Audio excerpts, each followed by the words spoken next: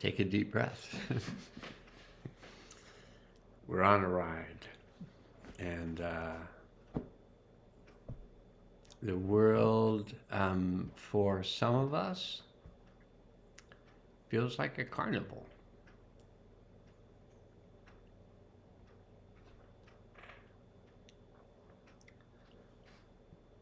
It sometimes seems like a world that appears to be very difficult to imagine.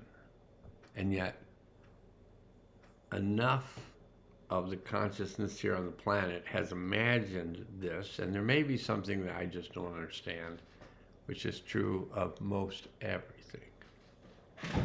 You just don't understand so many things. And I'm good with that. Because I used to pretend like I understood, and I used to make a lot of things up. You know, good, bad, indifferent. But now I'm more interested in how the world can change through me changing. That's it. And you know, I invite you to join me. And I may make suggestions at times, but you got to try them for yourself. Because so many times in the past, I have grokked, it's an old term for you younger people, stranger in a strange land, Heinrich, I think, or something, Heimlich maneuver, wrote the book, Stranger in a Strange Land, and it was about an alien, you know, or otherworldly person arriving on Earth. And the term for understanding, I think, was grok. Oh, I grok this. And so I used to think that if I understood a construct with my mind, I understood the construct. And then I would act like I understood all these things, and I would talk about them. You can imagine that in the past, I was quite a talker. And some things never change.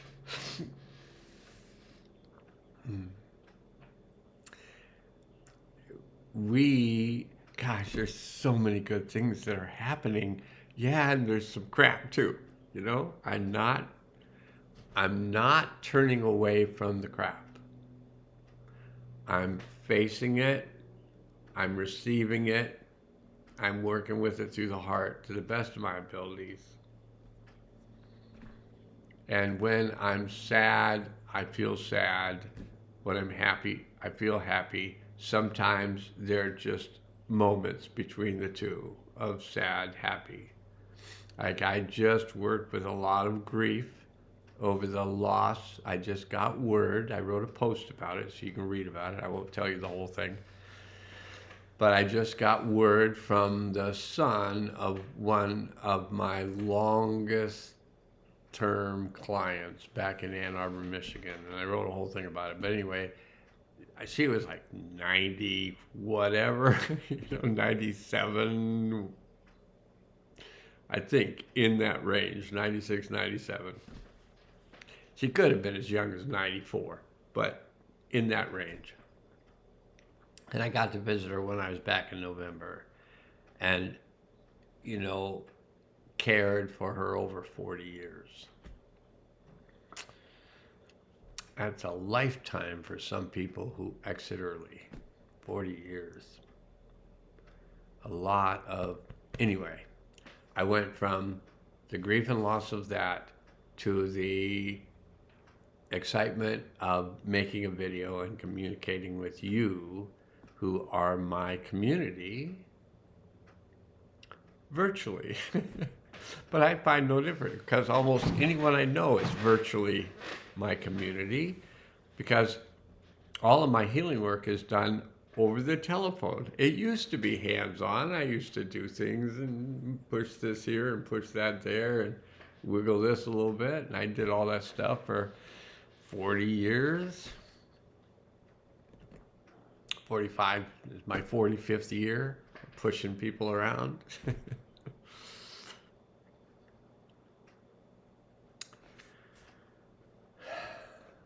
but the energy is amping up, and some of it is probably appearing to be used in ways that it's hard for us to integrate. And I've written about that too. So you want to hear that, just read. I'm writing. Because the videos, especially if I yabber on, take a long time to upload. So let's just bring it down. Just release a lot of grief. And lots of things are happening in the world on a personal level besides the collective loss of life that's going on. That is part of our community, which is the world, which from what I understand, may or may not be true, is composed of 8 billion people. And wars occurring in different places, and wars involve people dying, some people dying. And these could be great-grandparents, these could be grandparents, these could be parents, these could be children. And if you choose to be honest, whether or not you gave birth to those children, they are our children. They are our community. They are our parents, our grandparents, our great-grandparents. They deserve a better life than war. We all do. And my own perception is the sooner that we get to a place where there's enough of us that can help people resolve the traumas of the past so they don't need to bring those traumas forward anymore. We're not there yet, but we're keeping the focus on it. We want a world, let's be real clear, I don't want to speak for you. I want a world of peace. I want a world of love. I want a world of compassion. I'm going to take it out of want. I am peace. I am love. I am compassion. I am kindness. I am curious.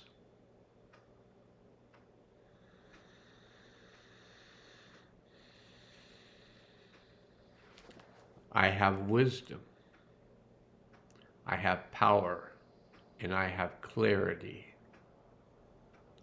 And I choose to align myself with the consciousness of one and really hold the space to let this newer, better, brighter, more loving, more conscious, more compassionate world emerge because of me.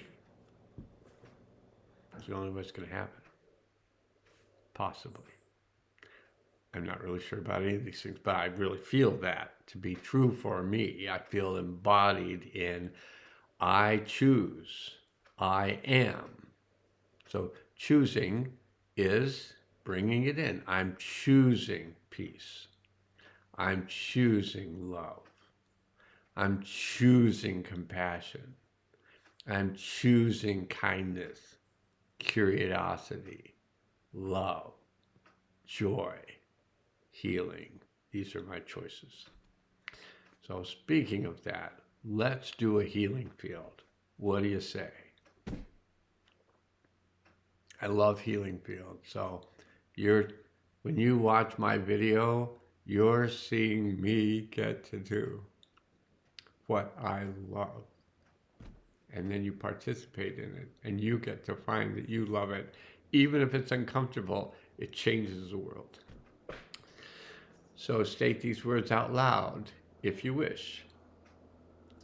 I connect with my deep self.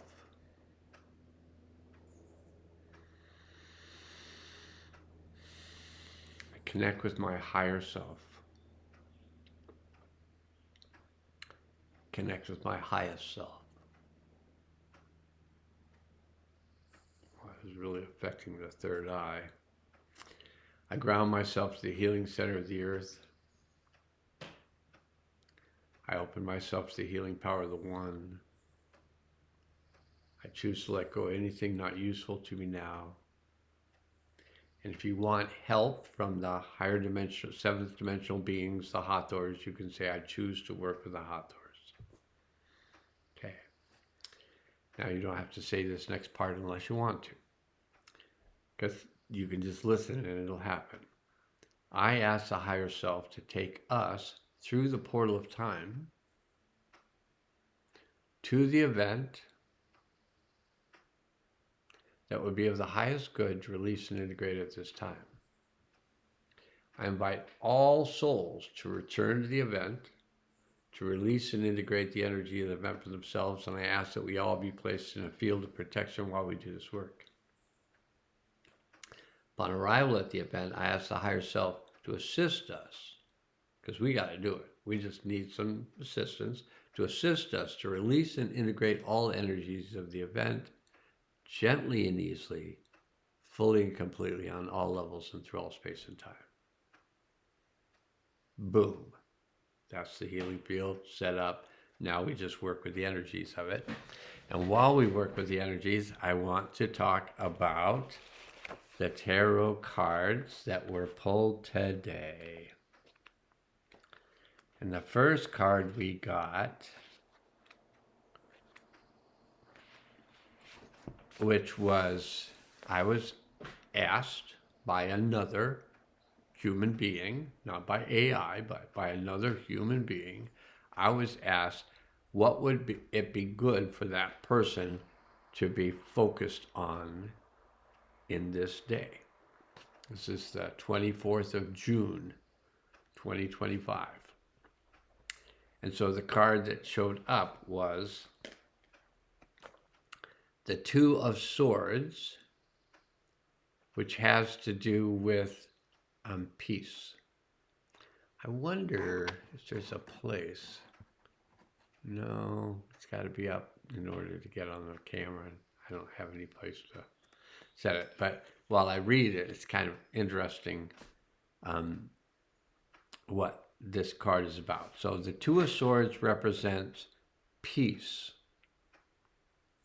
And it's peace of mind. It's a picture of the meditative mind, or the mind that has made a choice, either between two issues, two situations, or two people. All of which is represented by the two swords piercing the blue lotus blossom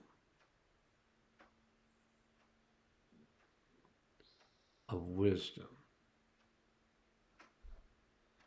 This is a choice or decision made in the mind that generates the quality of peace, satisfaction, and clarity.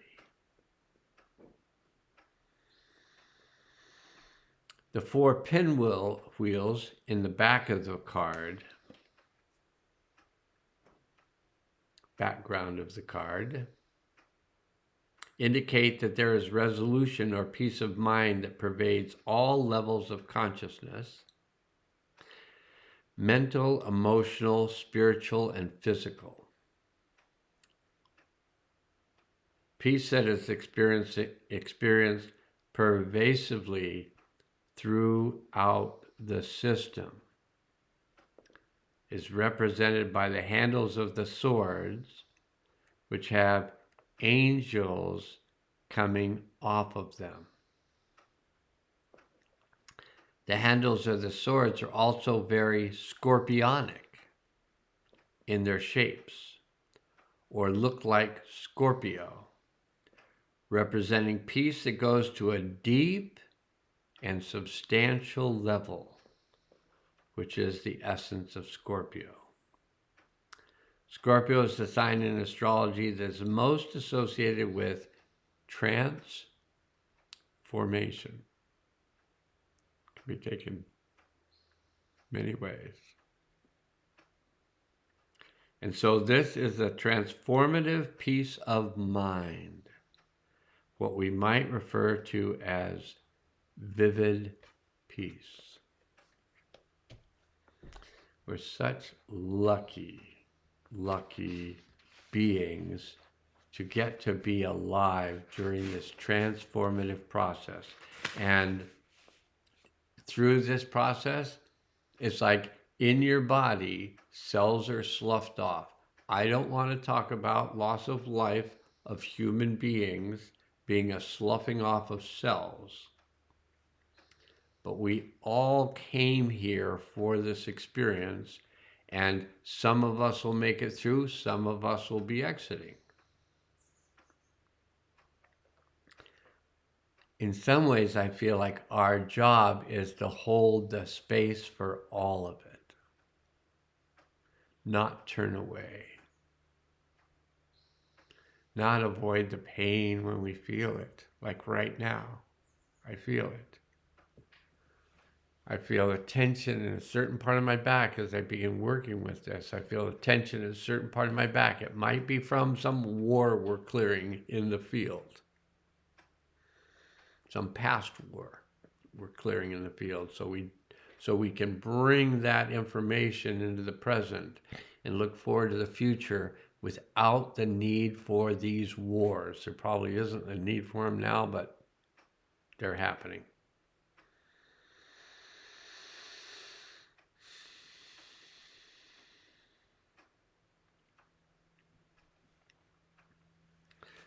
One of the things, the next card we got was the Seven of Wands.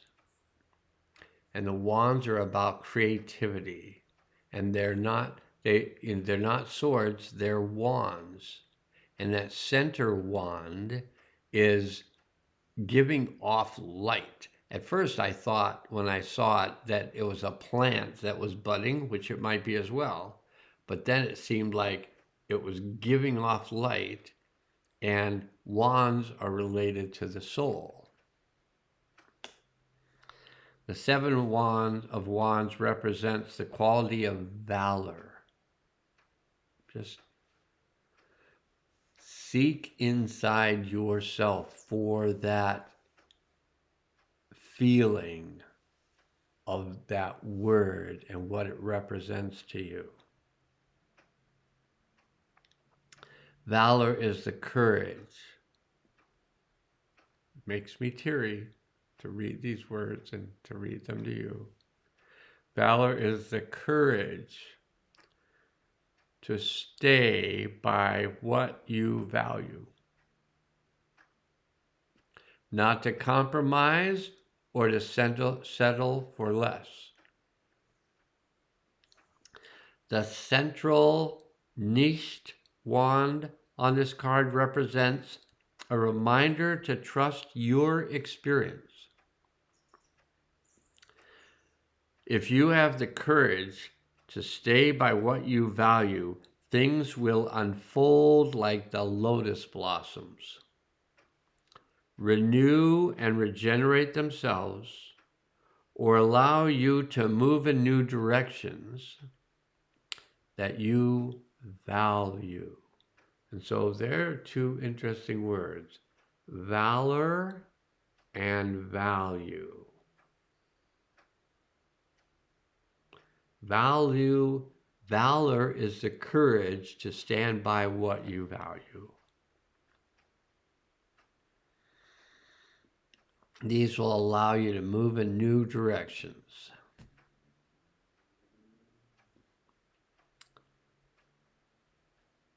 new directions that you value, which is represented by the ibis or phoenix heads. And you are able to see things more clearly, able to honor your vision and creativity, which is represented by the Eye of Horus, the winged Eye of Horus staff. The astrological symbol of this card is Mars in Leo. Mars is the planet of energy and vitality that can support your creative expression, which is Leo. In the next 7 weeks or the next 7 months, it's important for you to have the courage to stay by what you value, especially in the month of Leo or blah, blah, blah. But to maintain your relationships with others, even if they feel polarized, you are big enough to hold that space. And connect to this larger space of the world healing field and the larger space of the oneness that we are all an aspect of. Okay. We also got the Prince of Swords. And I was just thinking about whether I wanted to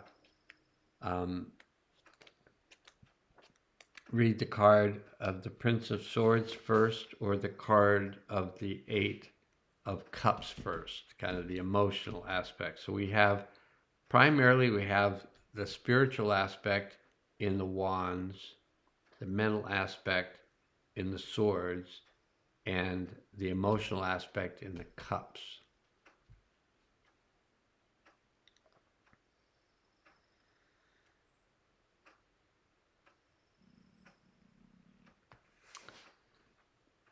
Okay.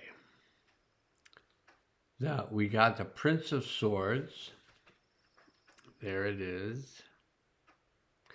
And the Prince of Swords is that aspect of the mind which has newly mastered creative, intuitive thinking. Get that. Creative, intuitive thinking. When have you ever put those three words together? They're coming together. He represents the inspired mind that does not want to be limited, restricted, or restrained in any way. The desire for non-limitation during the creative, intuitive process is symbolized by the prince who, with his two swords, a sickle and large sword, is determined to cut through any thoughts, attitudes, or beliefs that might rein the movement, the chariot, and expression of creative, intuitive thinking. So we're just cutting away the stuff that's no longer useful, the beliefs that are not useful. We're here to change the world. We're changing it in ourselves. The prince's curved sickle and elongated sword are symbols for the dynamic function of thinking, not repeating what you're told, but from your experience, feeling free to express yourself as you see it and what you're going to stick by and honor.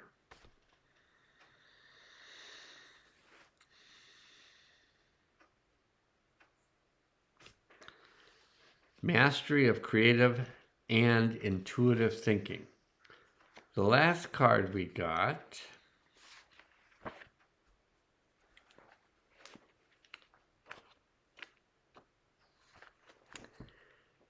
is the Eight of Cups. Cups are about emotions. And the Eight of Cups, the word related to the Eight of Cups is indolence. I was going to explain it to you in the book. I couldn't. I've read this, but I still couldn't explain indolence. You can look it up and write it in the comment section. You got more time than I have. No, we all have the same amount of time. It's just what we want to do with it.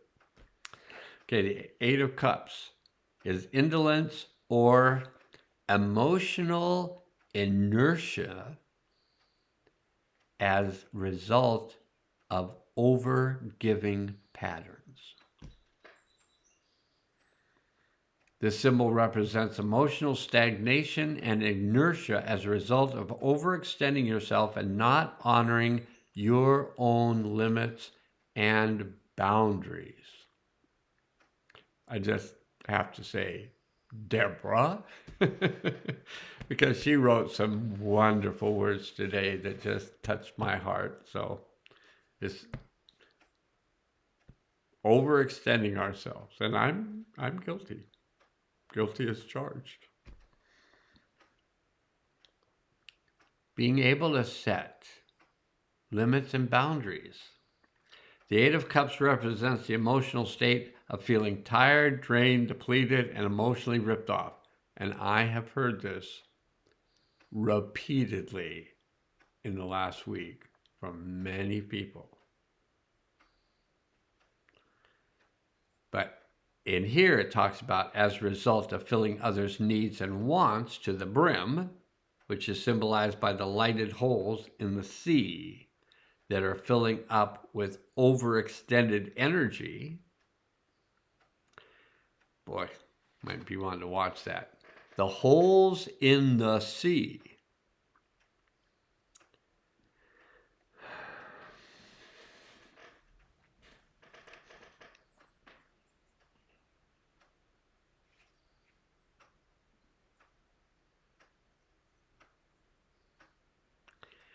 Which is symbolized by the lighted holes in the sea that are filling up with overextended energy.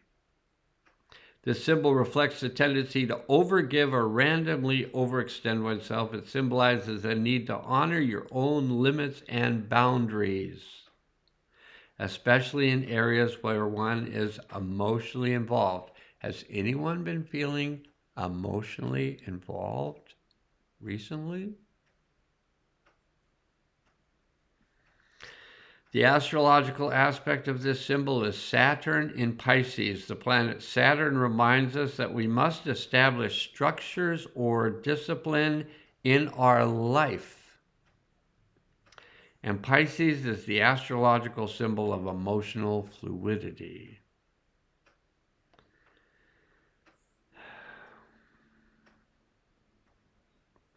Saturn in Pisces reminds us that we need to know what our limits and boundaries are emotionally. Otherwise, we will totally overextend ourselves emotionally and experience the results of depletion, exhaustion, and emotional unfulfillment.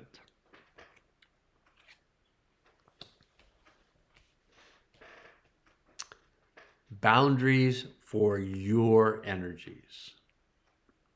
The energies of your body. Your body needs these energies to function at a higher level, and we're all moving to a function at a higher level. So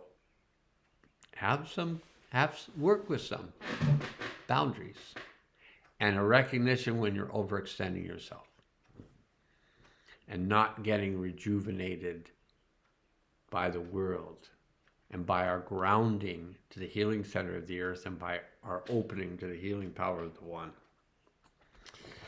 Okay, I really like this video. I haven't watched it yet, but I have watched it once, but I always watch it later because I get a lot out of it once I actually hear and integrate and embody what I've said, which is always just kind of coming through and who knows where it's coming from. Okay, that's all good. We still have this healing field to complete the work of. So we're just going to take a moment Notice if you feel grounded. And now I'm going to ask the interdimensional being, Thoth and Ra, the deep self, the higher self, the highest self in our soul ray group, to assist all the souls that return to this event to combine with that part of their soul that had remained at the event and bring that combined soul back into the body in present time with all of its wisdom, power, and clarity, its compassion, its curiosity, and its kindness, and with peace and joy. I ask all the souls to ground themselves into the healing center of the earth and open up the portal for the delivery of the new energies into the earth at this time. And I ask that these energies be brought in now.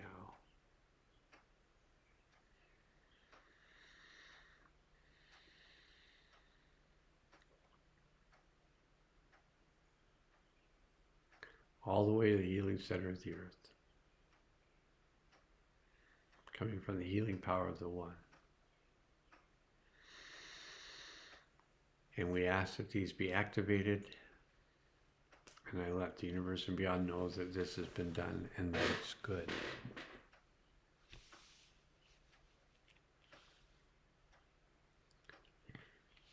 May you be peace.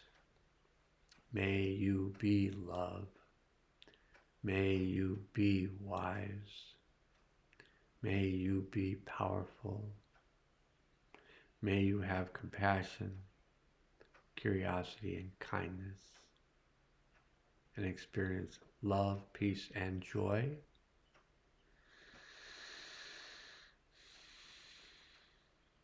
All the days of your life.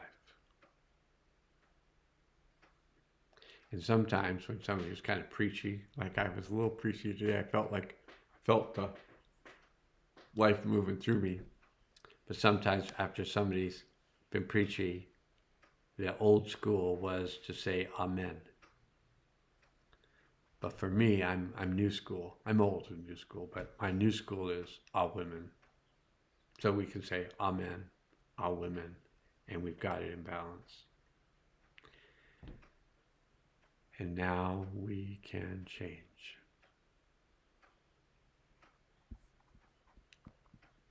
Aloha.